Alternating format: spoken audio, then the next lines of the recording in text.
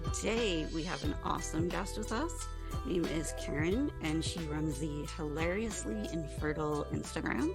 And she wrote a book, and she is a fourth grade teacher. And we have so much to talk about. If you want to just say a little bit about what you do on your social media and what your book is about.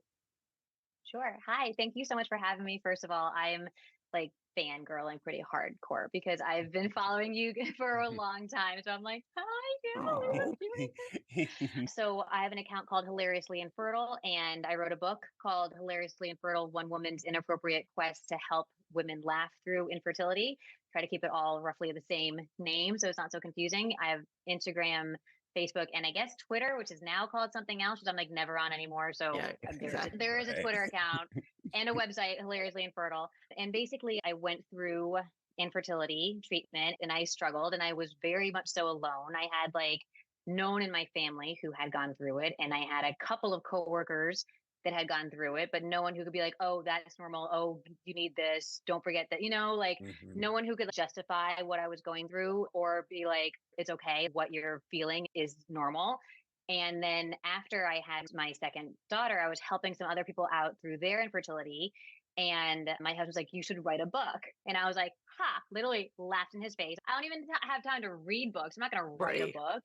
And he was like, no, I think that you could help people. And I literally laughed at him. And then a few weeks later, I just started writing and it was very cathartic. And then as I was writing it, I was like, wait a second.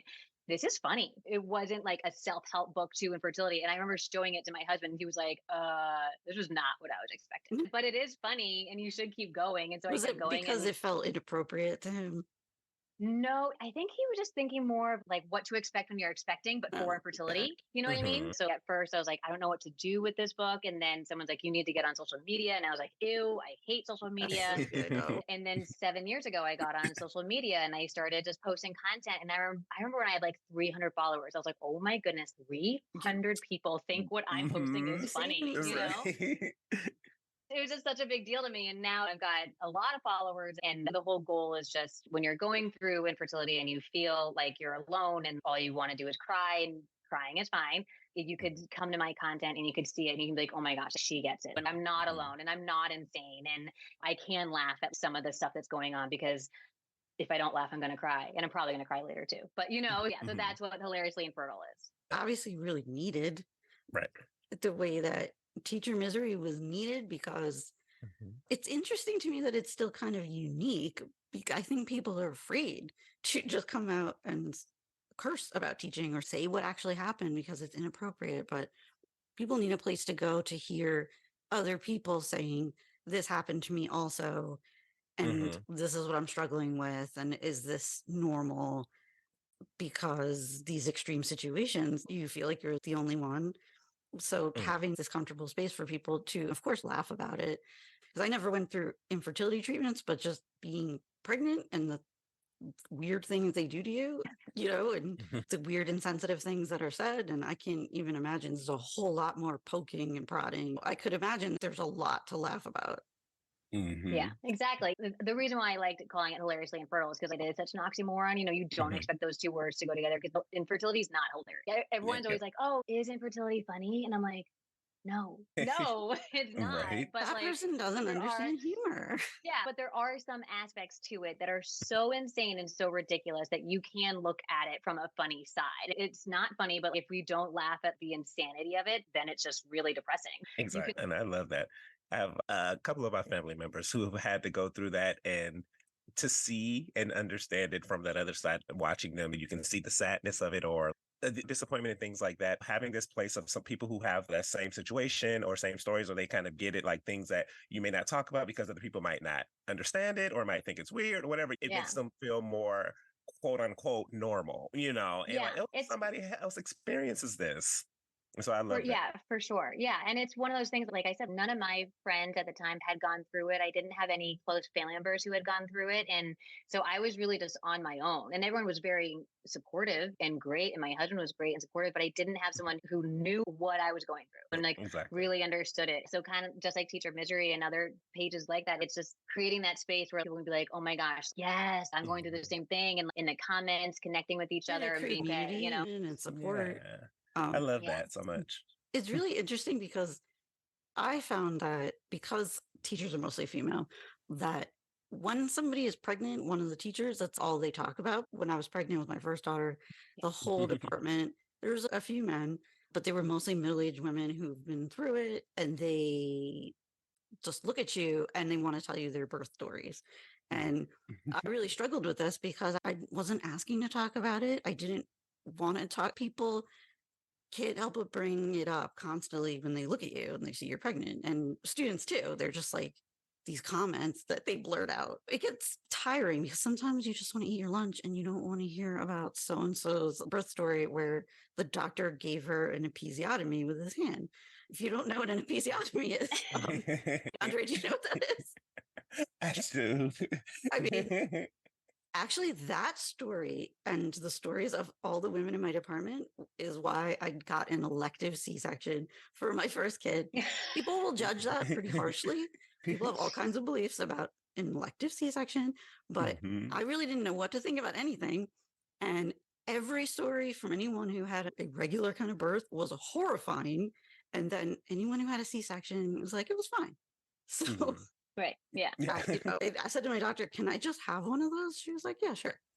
But oh my God, the stories, everyone wants to tell you their stories. So I would imagine if you try to connect with somebody about what you're going through, it's just awkward and people don't know what to say. Yes, for sure. And I mean, I work in an elementary school, and I think even more so, elementary school is more predominantly female. And especially in my school, that's true. When you're going through infertility and you're a school teacher, and you're working in a building with a lot of other women, it's like constantly being at Thanksgiving dinner with all your aunts. Everyone is around and they're all like, oh, because I don't drink. This is a good example. I don't drink coffee. I drink Diet Coke, right? And everyone knows I show up at work at 7:10 in the morning and I have a Diet Coke in my hand. And so when I was going through infertility, I wasn't drinking Diet Coke because I was going through infertility treatments and you're not supposed to be drinking that much caffeine. Okay. Meanwhile, it was months and months and months. It would be the first 2 weeks, and I'd be like before ovulating. And then once I found out that it was a failed cycle, I'd be chugging Diet Coke again. But regardless, it got to the point where people were saying things and asking me questions so much so that I would take a Diet Coke can, I would pour out the Diet Coke and I'd fill it with water. And I would just walk around with my Diet Coke can drinking water. Because that was like a sign to them that because that was an immediate sign. They're like, oh, Karen's not drinking her Diet Coke. She must be pregnant. And then finally, at one point, someone was like, oh, word around the hallways is that you must be pregnant because you're not drinking your Diet Coke. And so finally, I was just like, yeah, no, I'm actually going through infertility treatments because I can't get pregnant and I'm not supposed to be on caffeine. I didn't say it wasn't mean. I didn't say it meanly or anything. And they're just like, oh, and a lot of questions stopped. A lot of the chatter stopped because I was just like, no. These grown-ups don't know how to act. Right? You just don't ask people about that. I'm sorry you're really curious, but let them tell you. If they want if they're pregnant, they'll let you know. Don't ask. Come on. If you have to be so curious to know, to just be like, hey, why don't you drink your sodas anymore? I don't have to guess and say that necessarily. It might be pregnancy. It might be like, no, I don't want my skin to break out. I don't want that. Who cares? Exactly. There could be a million things, but just don't assume. I know that gets very tricky with somebody else that I'm speaking to who started an organization because she had a miscarriage when she was 8 months pregnant. She's a teacher, and the way that people handled her work, she felt was not good. The comments, and it's the adults, not the kids. The comments the adults make are so awful. And that's a whole nother topic where they don't give you bereavement leave or time to heal physically or anything like that. I do feel like school teachers are really gossipy and every workplace has that kind of thing. But when it comes to who's pregnant, that kind of stuff, and I'm sure it comes from a place of love and they just want to buy you a cute little sweater or something like that for the baby. But don't ask, especially if the person looks like they gained weight. Oh, you look like you're pregnant. Yeah, Don't assume. Just wait for the announcement. exactly. I will not mention it. If you don't mention, I'm not. If you show up with the baby one day, I'm like, oh, great. Yeah. I will not say a What a thing. nice baby. I know my husband was saying the same thing. Someone that he works with recently had a baby, and he has only ever seen this person like on Zoom. So he's only ever seen them from their chest up. So he's like, I didn't even know that they were pregnant. But any other time, he will literally wait for the baby to come into the office and be like, congratulations. Exactly. Like, that is a scary place to be in as a It white is. male. You do not do that. And I'm like, no, you Mm-mm. don't. But Say that it, actually don't. brings up an interesting point because your husband went through this too, the emotional struggle with you, seeing you go through the physical parts and, you know, struggling. And I'm guessing he had to do the thing with the cup in the bathroom. Cup time, you know, which is, I think, probably pretty humiliating, you know, even in the best circumstances. I don't think anyone really wants to do that. And were Mhm. people at work asking him about that, you know? Yeah, exactly. No. God. The answer is no. And to be honest, he was always weirdly positive, not toxic positivity. He was just like, it's going to work eventually. And so he wasn't stressing it. And then it honestly, for our marriage, we were talking about things that I don't think most people in their second or third year of marriage would be talking about as openly as we were. We would be talking about what he was going to be watching when he was in the doctor's office. And I'm like, I'm just curious. See, I would rather not know. I was just like, so what do you watch? And he's like, oh, I like this or whatever. And I'm like, oh, that Yeah. wouldn't be a conversation that I think lots of spouses would necessarily openly have with each other, like that early on, maybe, or ever. Exactly. In the beginning, I did a lot of IUIs, which are inseminations. And so they tell you what the sperm count was for each, they call it donation, which I think is such a misnomer because I'm like, are we donating this? Like, I think donations, like you're donating your books or clothes or something. Right. So he would want to know how many sperm were in his sample and if it was a good one or not. And so afterwards, he'd be like, what was the number? What was the number? Because he always try to beat his next number. That's He's right. And competitive like with things himself. like that, because like he was watching a certain thing and it was a good number, right? So then he'd be like, oh, so next time I'm going to watch that same video or that same genre of stuff so that then my numbers will be higher. And I was just like, is this normal? Is this a normal conversation that like people have? Like, I just don't it want to was know great that for thing. us. I'm just saying. Yeah. Because I don't know. I feel like no matter what they say they're watching, I'm gonna be like, ew. What do you mean? What do you why? Why that? Why not that? If I can ask a question, did your insurance cover all of this? So I work in New York State, and New York State actually does have incredible infertility coverage for their school teachers, for their public school teachers, I should say. Really great coverage. So yeah, you have to go through all the steps, but a lot of it was covered, and it was really incredible that it was covered to the extent that it was. That's awesome. Because it can be a fortune. Yeah. Without that, it's almost like impossible. Yeah.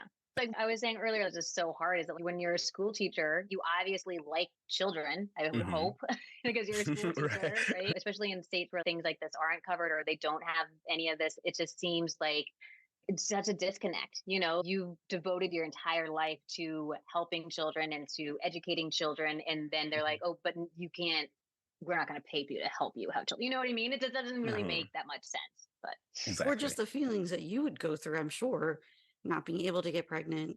And we've all had kids that we know are not getting their basic needs met at home. They are clearly not getting bathed regularly. You don't know how much they're eating. And you wrote a piece about how you had students come in and you had a toothbrush for them because you knew that wasn't going to happen at home and that sometimes we're the only source of stability in their life. And how frustrating that must be when you are ready to give a child that stability and that's all you want to do is just love kids and then it doesn't happen for you. And then you see other people just pumping out units and not taking care of them. Exactly.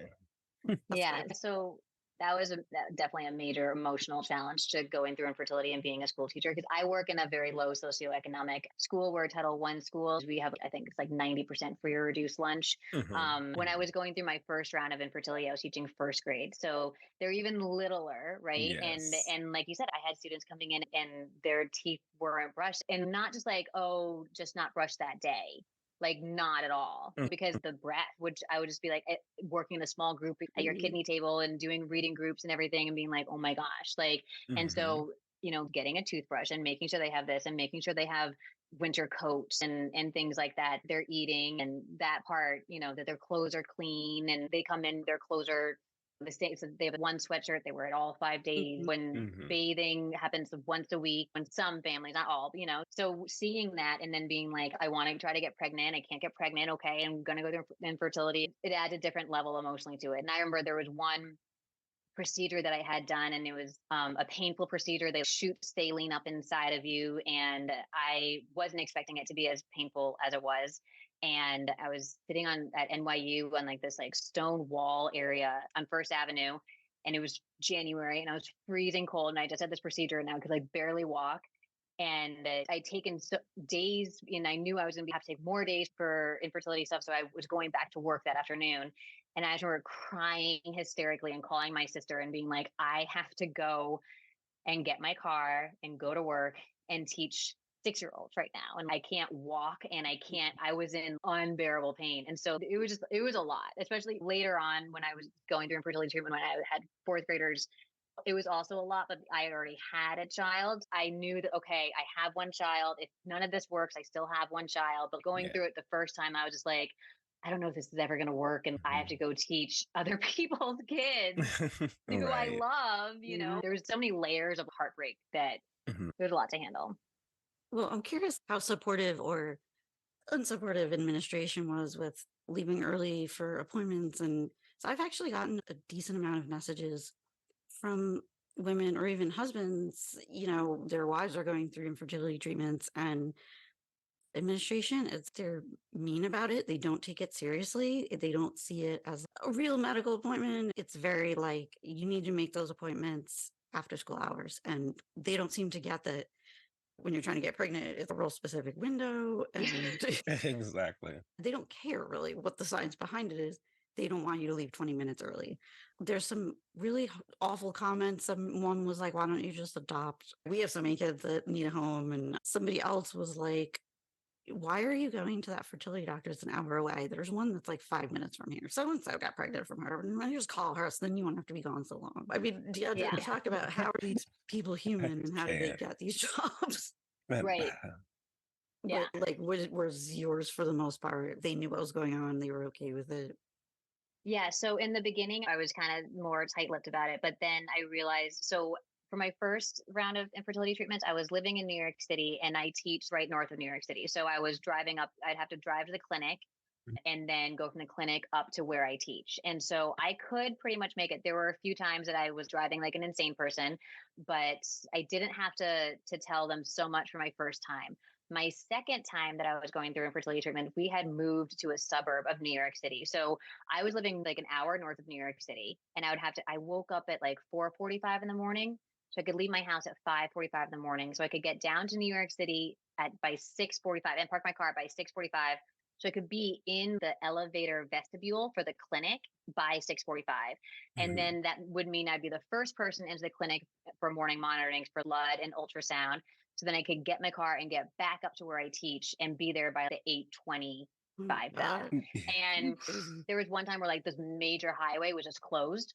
And there was other times where someone cut me in line. And so that time I did tell people I might be late, and they were really good, because if you're late in school teaching, it's not like you're late to an office job. You're a few minutes late, just get your work done. Like, you got 20 kids waiting at your door. And if they don't cover you, you have 20 kids waiting at your door, and now everyone sees you have 20, you know what I mean? And they're in the hallway and they're not being supervised and all this stuff, and that's on you. And of course, then by 8:25, would always be eating my lunch at like 8:30. Because I'm like, I've been up for like 5 hours already. Exactly. And I'm hungry. By lunchtime. Yeah, exactly. They'd be like, why are you eating penne vodka out of a Tupperware at 8:25 in the morning? So they're giving you all these shots, and I'm giving myself all these shots to grow these eggs. And so I had my surgery, and I had 33 eggs taken out of my 2 ovaries, which means that they poked me with a needle into my ovaries and a minimum of 33 times. During it, I was not in any pain, but the next day, I mean, I could not walk. And every time I took a step, I wouldn't even try to step. I try to like slide my foot. So I wasn't even stepping, but like it would send reverberations throughout my entire body. And I was walking hunched over, and they should have said, you cannot go to work tomorrow. You need to stay home, because you're not allowed to. And afterwards, every doctor I've spoken to has been like, wait, you went to work after having 33 eggs taken out? And I'm like, I didn't know I Forgot to wasn't tell you. supposed to. Right. No one said You know? don't. And this was my fifth round of a month of trying and going through fertility. So I had taken a day for all the stuff before, and I'd taken a day for the orientation class. There were just so many days, and as a school teacher, I can't take a day. I have to go in, and Exactly. so I'm like unable to walk. And I went straight to my assistant principal's office instead of my classroom. And she's like, "Are you okay?" And I said, "I don't know if I can be here today. I cannot walk." They took out 33 eggs. And I remember her being like, "That's prolific." And I didn't know what prolific meant at the time. And I was like, did she just offend me? I was like, I need to make a note of Google what that means, because I didn't really understand what it means. And I was like, I am going to need to go home. I cannot be here. And she was like, yeah, so third grade is out for math PD. So we don't have any subs. So He was just like, yeah, no. and I was like, so I'll stay? And she was like, yeah, that'd be great if you could. And I remember being like, no, I can't stay. And what people don't understand, when you go through infertility treatment, especially after that surgery and having that many pokes with the needle, my stomach was out to here. So I looked like I was 5 months pregnant easily. Yeah. And I always joke, for some reason, I hadn't discovered leggings. It was 2014. I don't know why I hadn't discovered leggings, but I'm still trying to fit myself into regular dress pants. I wore my maternity leggings way after I had kids. And you're like, last week. Honestly, I feel like it was like Spanx attached to leggings. Yeah. So why wouldn't I? Why wouldn't you wear them? Yeah. My family made fun of me. I'm like, no, I discovered something here. You're like, no, actually, joke's on you. This is amazing. Yeah. So I walked into my classroom and I was choking back tears. I remember being determined. I was like looking up at the ceiling and I was like, I am not going to cry. I was like, pushing the tears back into my head. I was like, this is not the moment that I cry about this. It's just going to be a really lame teaching day. I have myself prepped and I sit down, I log in my computer and I'm like, okay, Google, what does prolific mean? First thing. Yeah, I was like, first thing, was she being mean to me? Which she wasn't, apparently. I remember my students being like, are you okay? And I just told them I had a stubborn bug. There was a good amount of educational videos going on that day because I was just like, I can't, So we all know there's no subs anymore, but there always were not a lot of them because they make like no money and it's a difficult job. Kids are pretty nuts because teacher's not here, but you're entitled to your sick days. And even if you come in and you say, I'm too sick to stay, you should be able to leave, but they manipulate you and will just say, well, you can't because we don't have anyone else. Well, this is a problem. Yeah. And the problem is only getting bigger because they don't even have enough teachers, let alone subs. And they are also putting it on the current teachers. Like, oh, you have to fill in for so-and-so during your precious 20 minutes that you have to do whatever. Then the problem is people push through and they go to work when they're sick. And what ends up happening? You get more sick or condition gets more serious. You get more and more sick. And then you don't rest or you don't do anything on the weekend, of course, because you're still making up, or during your summer break or Christmas break, spring break, whatever, you're still just trying to catch up. And so by the time you go back to work, you're still already tired. You're just not sneezing as much. But then you'll give it a month or so. Then there you go, back into it. Right. And I don't know what the solution is. Well, I mean, I think we could all come up with like pay everybody way better. And there's a lot you could do to make kids' behavior better so that the job would be easier. But it's become such an issue where even if you take 2 days off sick, they're your sick days, you were genuinely sick or whatever, and they call you in and put all this pressure on you like you did something wrong. And what other job has that? They're making you feel bad for using your allotted sick time. I think that's a really good point. Everyone always talks smack on education and on teachers in general. They're like, oh, you get out at 3, which is not true.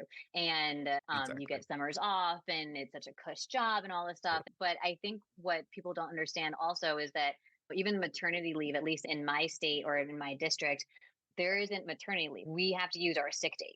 Right. So yes, we get the 12, we get the FMLA, like the 12 weeks, but it's our sick days. So if you're new to the district, you don't have that many sick days, then the district will bank them and you'll have to, next year when you're supposed to get 5, you get 3.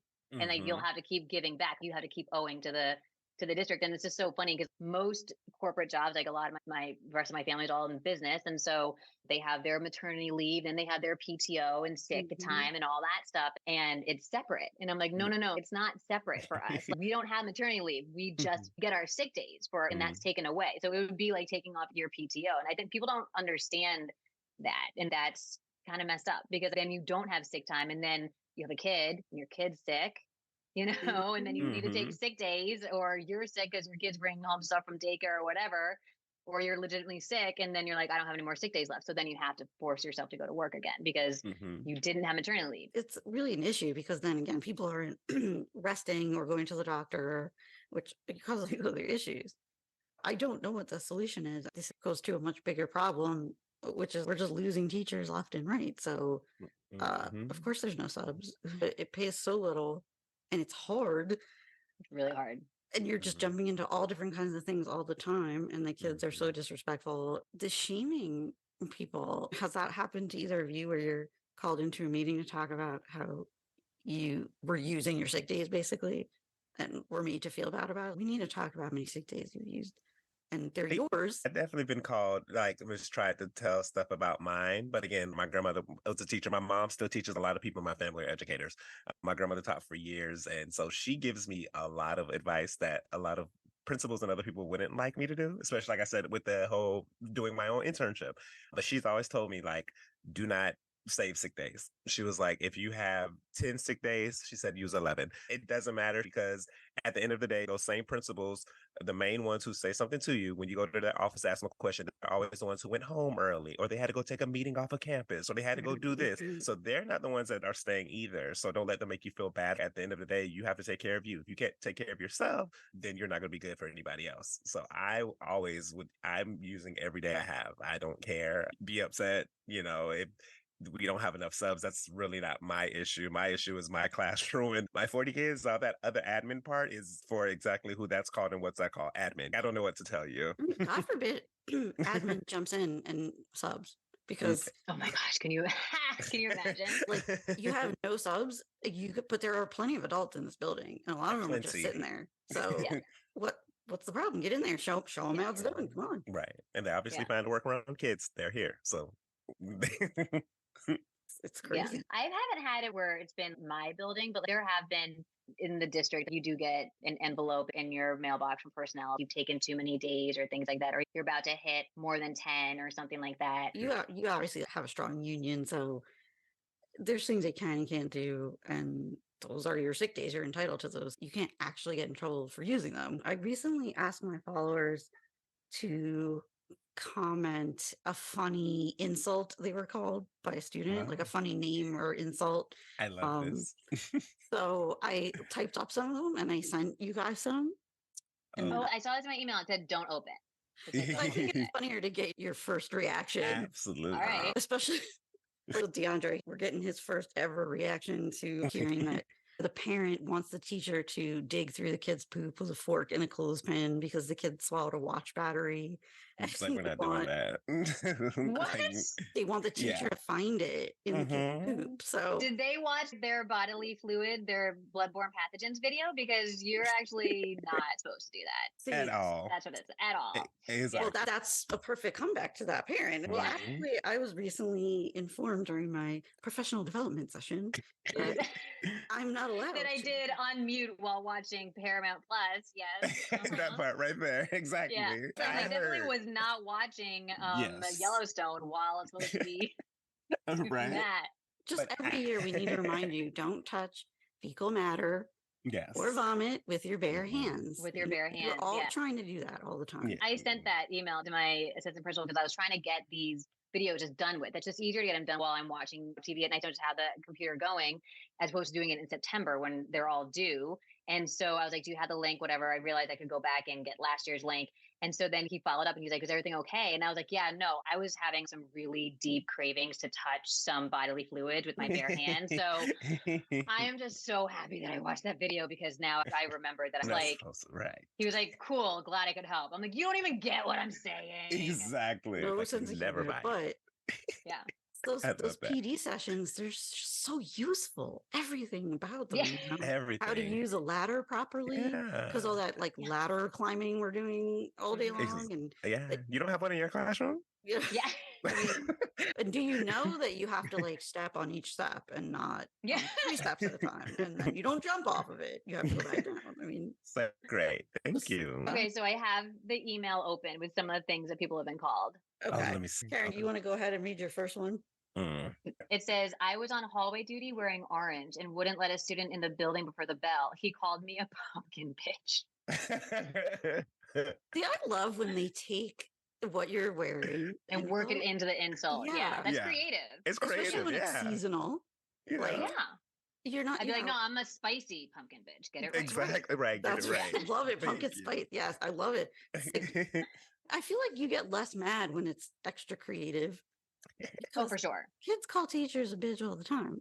Exactly. People who are listening to this that haven't been in school recently, that's become kind of run of the mill. Mhm. Like, bitch, stop talking to me. You know, just, Right. and they don't Right, get yeah. for that. Yeah. So I appreciate pumpkin bitch. Yeah, because- give me layers. You know, I'm into it. right. All right, DeAndre, you want to read one? Let me see. My first one says that I was told I smell like a hot dog.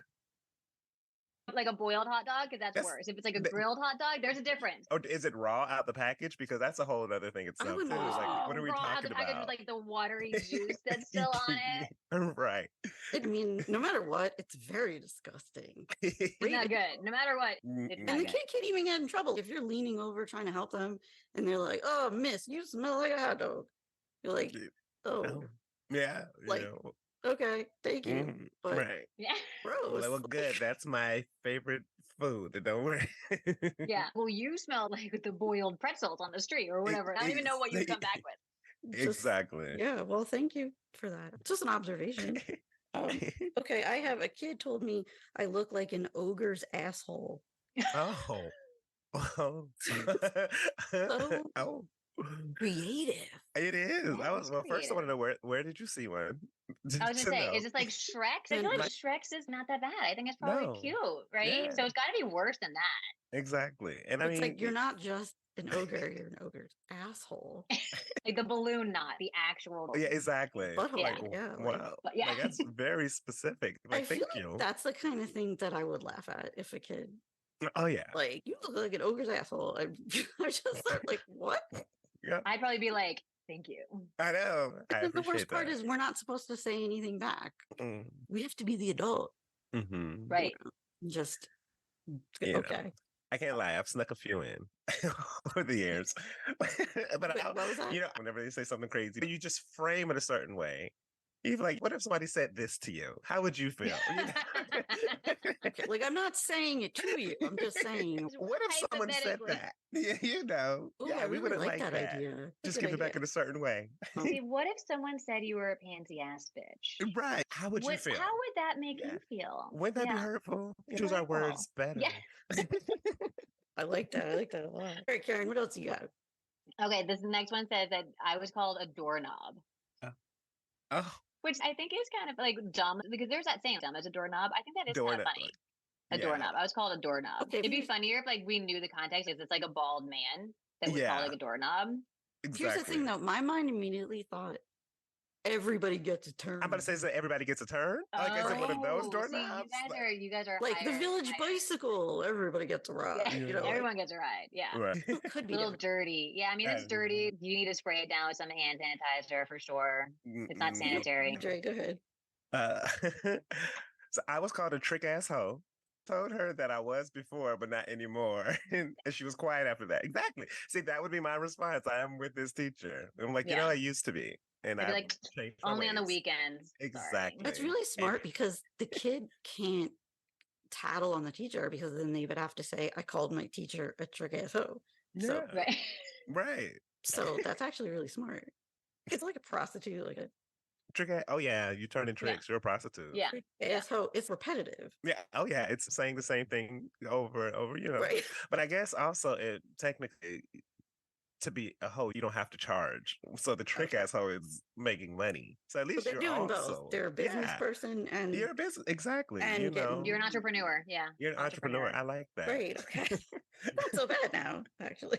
I think my favorite thing about when kids say stuff like this is when they have to say it again to someone else and you're standing there and they're like, what did you say? I called her a trick ass hoe. Like when they say it like so dead serious, it's just like Mhm. that's the satisfaction right there. 'Cause you're just like, Yeah. "Mhm." You have to say it again Yep. to say it 3 again. other people. Exactly. Say it. Tell them what you said.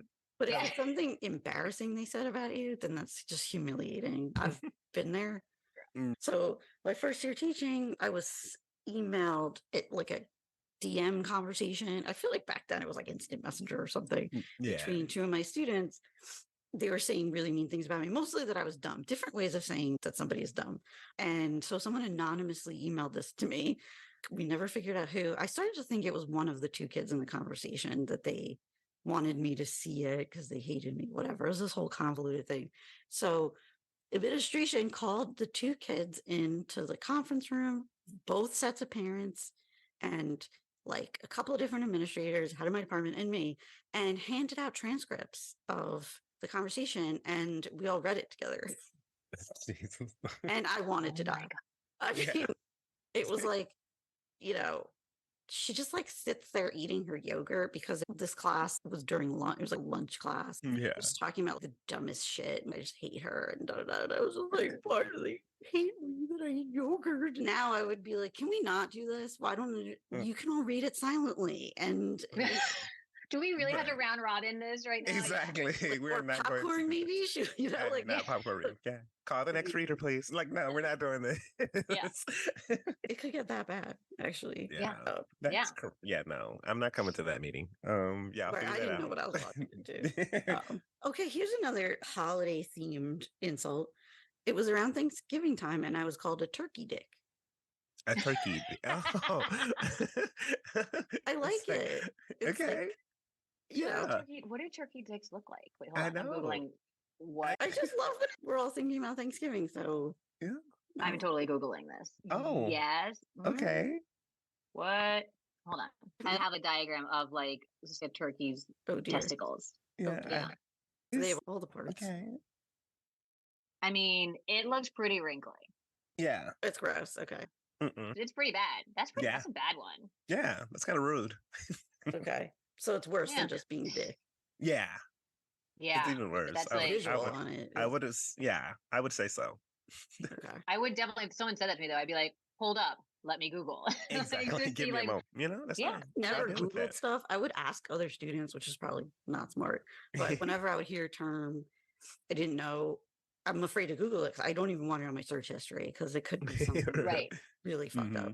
So I would just come to a student who I knew was cool and wouldn't make a big deal out of it, and they're doing group work. I'd just be like, so and-so was talking about a blue waffle team. Oh yeah. It's a blue waffle. I don't know what a blue waffle is. Oh, it's disgusting. It's an STD. It's I don't even know if it's real, to be honest. I think it happens to the woman, the vagina. It's so badly infected that it looks like a blue waffle. Yeah.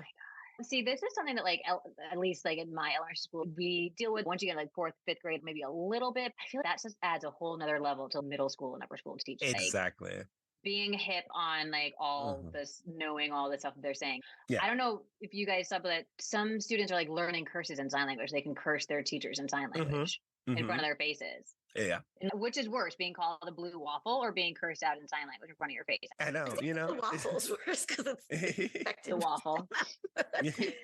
I agree. It's a mess, because I've taught everything also from 4th to 12th grade. So I've been able to see the variety of insults and how they and the progression. Exactly. Yes. And it's good, because now that I'm out of teaching, I raised my 16-year-old nephew. And so being around him, being around his friends, I still get to see what's happening with things, and I get to still be caught up with all of theirs. And their insults they're getting very interesting. Some of them still don't make sense. Some of them make less sense, but they're still coming up with some creative things. What's like a new one you've heard that we might not know? Let me see. God, I'm trying to remember what he said the other day. It was so stupid. I'm like, what are y'all even talking about? They're so dumb. Remember everything between on God, because everything is on God. Okay. That's their favorite word. And it's kind of like cap. real. Are they not no doing cap? That? Yeah, no cap is on cap. No cap and on God are similar, but on God is like the newer no cap. Okay. So like everything, oh my God, I'm so ready to go on God, man. On God. I'm like, why is everything on God? Like, it's funny, in my 20s, I needed to know everything they were saying. Like, well, what does that mean? What does that mean? I'm going and looking it up. I need to know. And then in my 30s, I was like, I should probably know, because I want to know if it's inappropriate and they're saying it to me. And then, recently turned 40, and I'm like, just stop saying that shit. I don't care what it means. You sound stupid. Like, just, Exactly. I don't want to hear. It's so specific. Yeah. Like 15, Yeah. 16-year-old. That It I'm like, reminds- I just don't want to hear it. I don't care what it Mm-mm. means.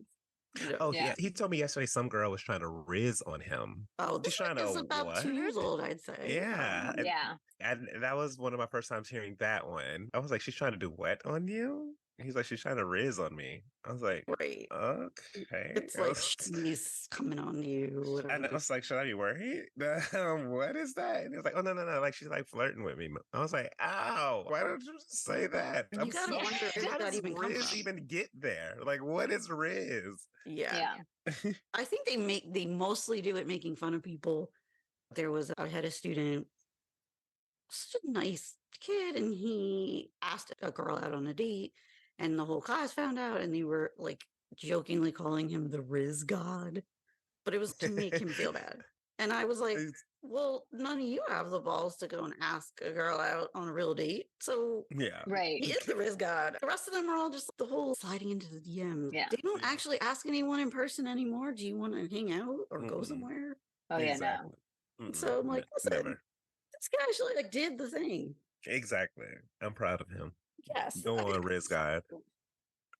What about calling a teacher a dick slap? Dick slap. A dick slap.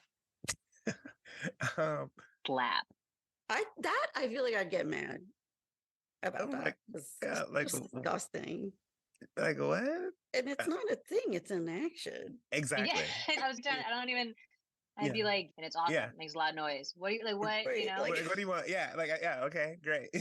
I mean, you definitely get a visual and an auditory. It's good for the You do. auditory learners. you Yeah. know? yeah, Mm-hmm. But Onomatopoeia. it- Mm-hmm. yeah. Right. And then well, how? So then, how does that make me? What's the similarity between those? Please, no, tell me. I'm confused. I How want do you to know what this is?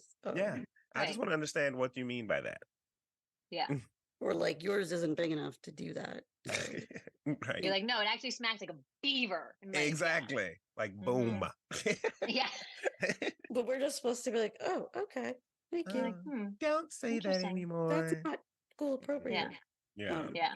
Yeah. But have you ever had a kid say something about something you were already insecure about?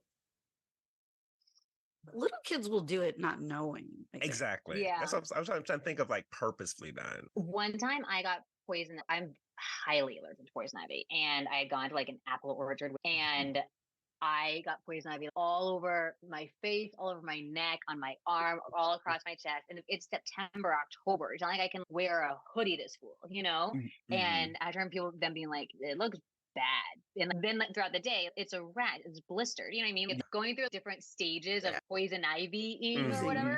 And so they're like, oh, now it's all shiny. And I'm like, oh my God, do we need the play-by-play? So I don't need the updates. With the pustules on my face and on my neck. Thank you so much. I Mhm. appreciate it. So just not allowing you to forget that it's there. Yeah. Mm-mm. What about you, DeAndre? Did they ever say something that Uh, was no, actually yeah, you reminded me. It was kind of funny. It was stupid, but I get a chemical pill 3 or 4 times a year. And usually I try to do it around times that we had breaks or something, but I did do one during school. And it was towards the end of it where it starts pilling for that last day or two. And one of my students told me, you kind of look like Two-Face from Batman. And Oh, dear. I was like, you know what? He's not wrong. You're like, yeah, but underneath that, I've got baby skin. So Period. it's Like, you Exactly. just great. wait a couple days. That's what I Yeah. said. That's always my thing too. I was like, well, you know what? Some people don't get the truth. I chose to look like this. I did this. I said, so it's fine. You know, I'll go there with it. But in the back of my mind, I was laughing. I was like, he's not wrong. I was like, Yeah. I'm giving very much Two-Face right now. That's kind of it's like a burn, right? And it peels off. It peels off. So it can take anywhere from 5 to 10 days, depending on how many layers of the peel you get, how intense it is, or how much dead skin is on your face. So it just peels it Really? off, and then it itches once the skin starts peeling, but it's Ooh, never do you hurt. get to peel it? Like, is that part of it? No, they do not want you Get to it. peel Oh, it. okay. Big Well, shit. that Like would when be you the like when you get acne, if I can't- sunburned and you try to get like the big chunks of skin. Yes. peeling Yeah. off. Exactly. Like, when I have a And that's what sunburn, I want so I bad. feel I'm it. like, when it's those big pieces, I'm like, oh, I want to peel it. But they're like, do not do that because that can lead to like pigmentation Oh, problems and all kind of yeah. other things. So you let it do its own thing. But the want is there. Yes. Yeah, I was like, that's hard. That would be the hardest part. It's like when you used to put glue on your hand so you could peel it off. Mhm, It's just mhm. satisfying. So Exactly. that would be hard for me. It's satisfying when it's done too, though, and all of it's come off. I'm like, oh God, my face It's is so reborn. fresh. Okay. Well, I had a student very innocently, I think. I was telling them I'm going to be out for a few days because I'm getting sinus surgery. And the kid said, "Oh, are you going to get a nose job too?" I was like, I've had a couple comments No. made about my nose throughout my life. Right. So I was like, no. He's like, "Oh." I genuinely feel it was just a question. I don't think he was trying. Right. But it still puts you in that place where you're like, well. Oh, God. Oh my goodness. Or how come you still look pregnant? A lot of that. Yeah, I've seen when I taught elementary school, my co-teacher, after she had a baby, would ask her after she had her baby and she came back from her, of course, unpaid maternity leave. They were like, is there another baby in there? Like, is there Yeah. still a baby there? They would ask that so many times. Oh my gosh. I was like, don't Mm. ask. That's no, it's not. You can tell they weren't trying to be funny or rude. Yeah. They're really asking, but it's still just such a thing. But Still by a high baby in there? school, they should know better. Yeah, by high school. Yeah. I had one student one time when I was pregnant, and I was very, very pregnant, and I'd be reading them a book, and the whole class would go, "Oh," because they could see it Yeah. was like alien, like they could see it all moving. But this one boy he was the sweetest kid, and he genuinely loved taking care of his little brothers and sisters. He just loved babies. And I remember one time he was like, "Can I touch your stomach?" And I was like, "Well, let's think about this for a second. No. Would you touch my stomach if I didn't have a baby in it?" And he was like, "No, that'd be weird." I was like, "Yeah, so we're going to stick with no because I think it's still weird, But he was just like, "Oh, just so excited for me." And he was so sweet. I was like, "Yeah, no." I was like, "I don't think that's appropriate." Meanwhile, he's like, "But I see it doing somersaults all the time." I'm like, "Yes, I know you see it doing somersaults and it's kind of traumatizing, but no, we're not going to touch it." No, I mean, we're gonna grown ass let them adults be. constantly just the hands just come to the belly like a magnet. And, Yeah. Yeah. It's I'm annoying. like, It's my body. Just yeah. fuck off. Yeah. Like, would you touch my stomach if it was flat and like a year ago? No. Yeah. Okay. Well, So let's just stick with that rule as our general guideline for stomach touching. Yeah, exactly. it's become like public property in a way for people to stare and make comments. Like, I don't know if you got a lot of questions, like biology questions, but I have a whole chapter about this in my second book about the questions and comments the kids couldn't help make when I was pregnant because they're just staring at it. And you can tell, oh, this one's going to say something fucked up. You see the wheels turning. There's like a sex ed question coming, and I'm an English teacher, and I am not equipped for this. Like, can we just forget that it's there for a minute? Yeah. Let's get off this topic. And I've heard from a lot of teachers the same thing, that the kids will ask, how many months along are you? And they'll sit there and do the math and then announce when you had sex, Yeah. oh, you had sex in this month. And everyone's shocked. And you're like, okay, cool. Cool. Like, great. In your belly, and they're like, she had sex. Oh my God, she had sex. She definitely had sex. He's what? Like, they can't move on from it. No. And the questions from, by the way, all different kinds of kids, well-behaved honor students. It wasn't just like the kids with the bad behavior. It was all different. That they just can't help but ask these questions. They just, And I'm like, you guys have Google. Okay, when we were kids, we weren't asking these questions, and we didn't even have a place to get the answers. We just didn't know. Right. No, we had to stay up and listen to Dr. Ruth on the radio. Right. That's I had dusty old encyclopedia in my basement trying to find information, but they have Google, and they wouldn't ask their moms this. But one girl she was wonderful, well-behaved, good student. She was staring at me. It was like this weird look at her face. And I was like, what? She was like, does it tear all the way to your butthole? And she did not ask that. Exactly how she said. And she clearly didn't even realize. And you were like, yeah. Because then I made a face. Right. And then she made a face like, oh my God. Exactly. And I mean, my answer was an honest answer. I was like, I have C-section, so you should ask your mom about that. That's right. Because how do you not know that that's crossing the line? Or we were reading something. He just called out, like, are you afraid to have that baby?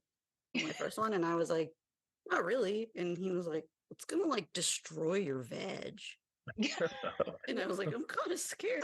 Kind of what's been happening since the dawn of time. So I think exactly. You destroyed your mom's veg. Like, exactly. Your mom's still here kicking it, I guess. You're like, have you seen the size of your head? Yeah. Right. Yes, sir. You were not a walk in the park. Yeah.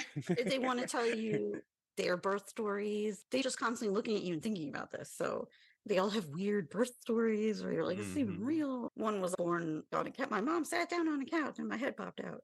The other kid's like, that's not even possible, because they start getting in an argument and like, just, I'm just sitting there always just quiet, just waiting for it to be over.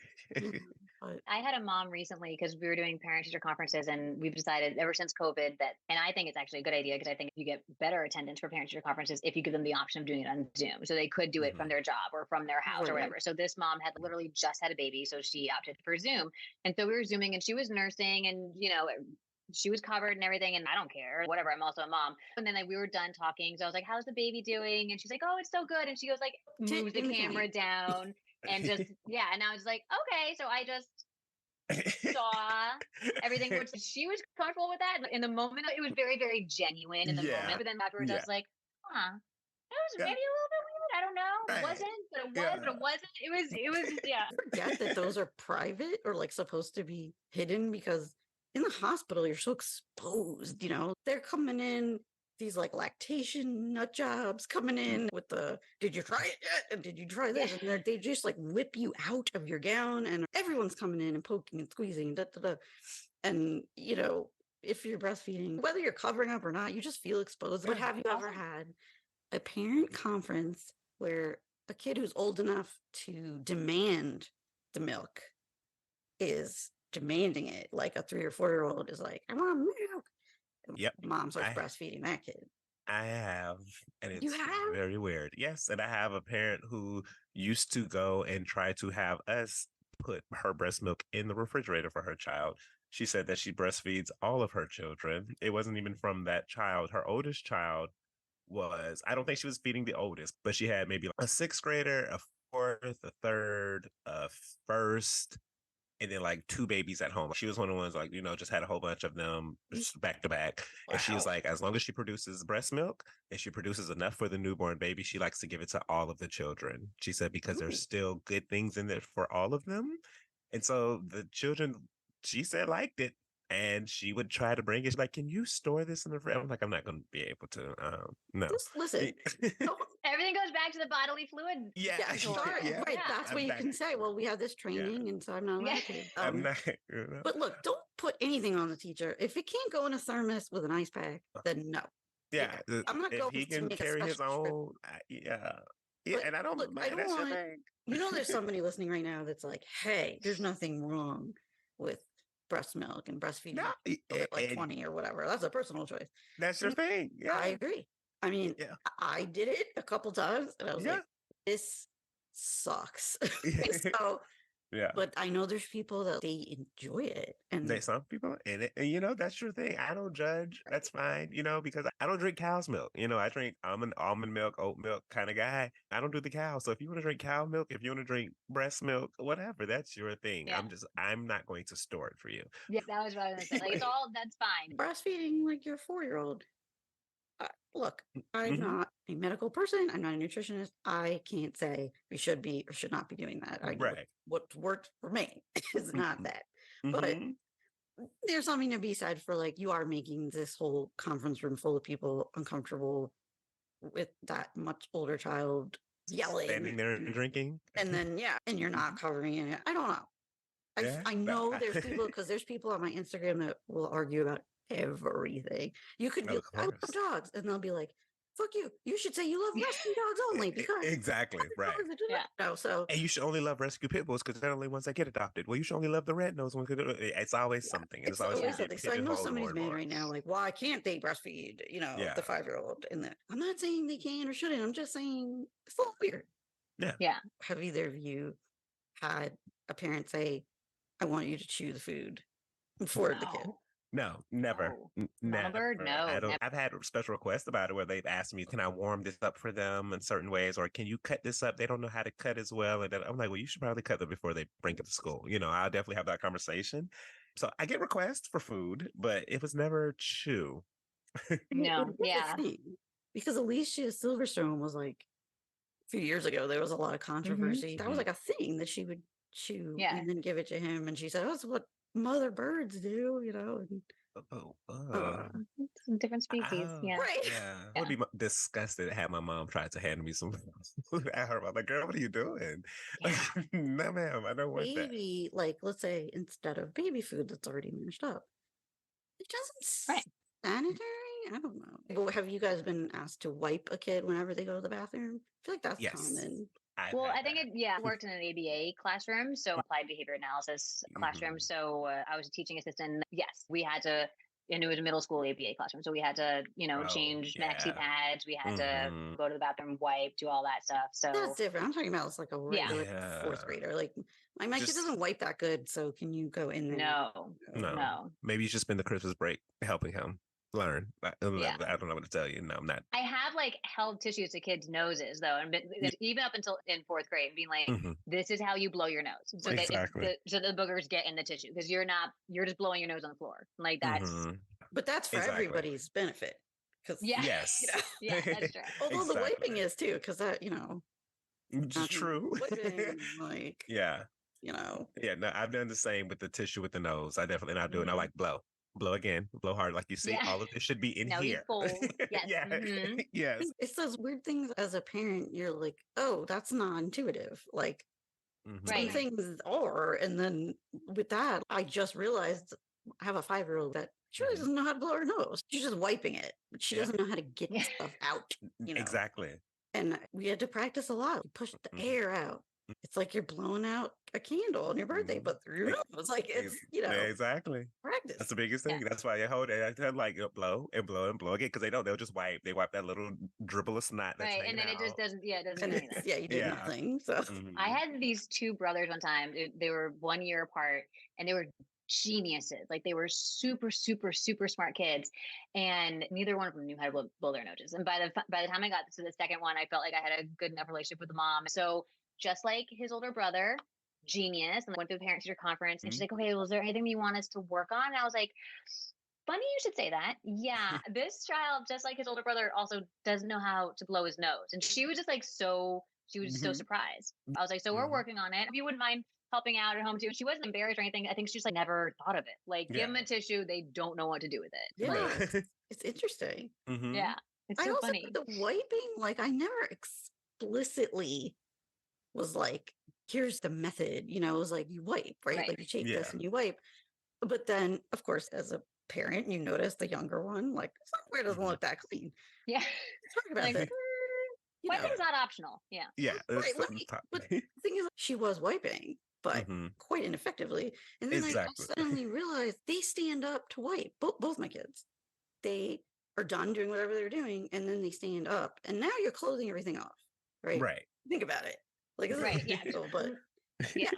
now you're going to have to do some serious digging. This is what I told them. I'm like, Yeah. the digging you'd have to do to get really clean now is insane. And so that's why you're not doing a good job. You need to wipe while you're sitting. And they looked at me like I was crazy. Like, Like, it was intuitive to them. So I'm done going to the bathroom. I stand up and I wipe. And I don't know. It's just it's interesting. I'm really pushing using the wet wipes, sending wet wipes to school. You got to use your wet wipes. yeah. It was a difference, but I think that's what it was. Is like when you stand up, you're just getting the outside. So Hmm.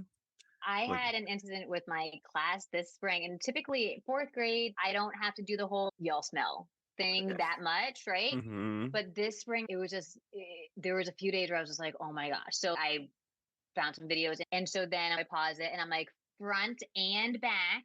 And they were all like they were appalled. And I was like, front and back, you have to Hmm. wash. And they were wait, like, what did they think? Like one or the other? I don't know. I don't know. But Yeah. and then the video also talked about how maybe before you didn't have to wash your hair every day, but now your body's gonna start going through some changes and your hair is gonna get a little bit oilier and things are Hmm. gonna start smelling. And I was just like, you guys smell. It was really interesting. And then they said something and they were like, what do you mean front and back? And so I was like, penises and or vaginas and your tushy. And they Hmm. all were like so aghast. They were like, Yeah. what? And Like, I was oh like, my sweetheart, I can do this all day long. I can God. tell you this stuff all day. And they were Well, I All like, don't day. know that a lot of parents teach the wiping in the front for a boy. And yeah. Mm-mm. my Or husband just and like I cleaning, just like discussed cleaning. this. That Yeah. I'm like, I'm sorry, males, but I do think you should wipe it, at least a little dab after you go to the Yeah. bathroom. It's just the Exactly. same as when a woman goes. There's going to be Yeah. some pee on there. Yeah, you definitely should. And then, like, of course, because guys are different. Some guys, especially if you are uncircumcised or with the amount of skin you may have, Oh, it's like a whole nother you have a nightmare. lot more, You're like, so yeah, I'm like, so you definitely need to take care of it. But they think like I just jiggle it or something. Yeah, And do the shake, the 3 shakes. yeah, and I'm sorry, not good enough for me. So I was like, if we have a boy, this is what's gonna happen. I'm gonna be teaching. You gotta wipe it. But I want to say even the majority of men don't wipe after they pee. Oh yeah. Oh yeah, no. I think that's what they think boxers are for, or underwear is for. Exactly. Right. It's just it's and fine. that's gross because now that stinks. Yeah. And so I could imagine the boys have never heard that, because I had several friends that worked in daycare, and they said that when boys are really little, they should be sitting to pee. They're not ready yet for standing and peeing, mainly because they don't have enough control over the difference between peeing and pooping. So they'll poop in their pants. If they're standing and peeing, the poop will just come out. Right. But I've heard that there are many parents that refuse to let their kids sit while they're peeing because they're boys. And they from will. the get-go, like they should be standing. And they don't aim well. Some of them are too tall to get in the toilet in the first place, so pee's all over the floor. Like, they do need to sit down for a little bit of time. Like, it's okay, nothing's gonna happen, we're like, I mean, it's crazy, but whatever they're terrified of. But I do kind of think there should be lessons about even as basic as wiping, like about the things we don't think about, but how you have to like wipe and then look at it to make sure and keep looking at it. I had to teach my kids that because they will just wipe once. And so God bless you for doing that, having that talk with them. Yeah. And I don't typically have to have it. It's every few years that I'm just like, okay. And I let it sit. I let the smell linger for a few days before I'm like, no, this is a definite, we need to have a talk. It's not like a 1 day, 2 day incident, Yeah. But yeah. But it's then the smell went away after that. Yeah. It's like, we do not want to hear our teacher say penis or vagina. Exactly. I see. Okay. Yeah. So we don't want this conversation again. We're going to wash. Yeah. Okay. I will say to my own kids when they complain about brushing their teeth, I'm like, you don't have to brush your teeth, I guess, but you're going to be the stink breath kid. Like the kids are all going to be like, ew, so-and-so's breath stinks. And you're going to be known as that kid. Is that okay with you? And they're like, oh, okay, I'll just brush my teeth. Yeah. That's the truth. You don't want to be the stink breath kid or the stink breath. Exactly. Like, yeah, for sure. Sort of giving you a choice here. Not really. Exactly. So, okay, well, this was awesome. I love where this conversation has gone. Me too. It's amazing. Yeah. It always goes in just so many random places, but it's all really interesting. Yeah, I'm here for the journey. I love it. Thank you guys so much for having me. Thanks. Thank you. I love all of this. I love your page. So I thank you for that.